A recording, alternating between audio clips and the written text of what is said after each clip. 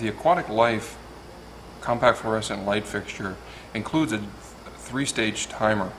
First, what you would want to do is remove the protective cover that is over top of the display and the buttons.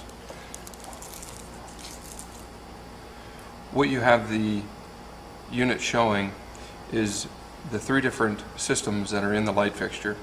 We have what we refer to as a 700 plus, or the white 10,000K lamps, a 420, 460 blended phosphor lamp, blue, and the nighttime LEDs.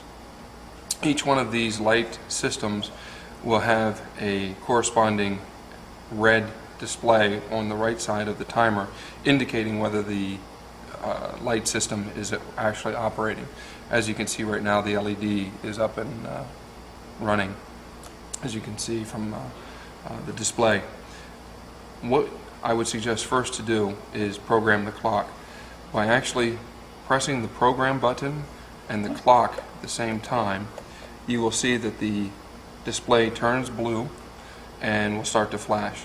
Down at the bottom, there's an hour button. As you just scroll through, you can set the time.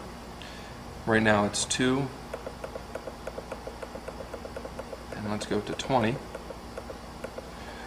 You'll see that it says now 14:20, which is a 24-hour clock. Hit program again, and then hit clock, and it will actually turn on the lighting systems. There is a pre-programmed set of sequence for the lights to come on and off while programmed from the factory. As you can see, the 710K and the 420, 460 blue lamps have now turned on with the LEDs turning off. To program the individual lamps start and end time, you can press the program and 700 at the same time. You'll see that the three indicator buttons at the bottom right above the 700 will start to flash. You also see that the start time now is indicated, and you'll be able to scroll through and state in, again, the 24-hour clock cycle what time you want the 700 plus lamps to come on. You would end up hitting program again, which will now show you the end time that you would need or would like the 700 plus lamps to come on. Once you're done with scrolling or programming the start and end time, you would hit clock again.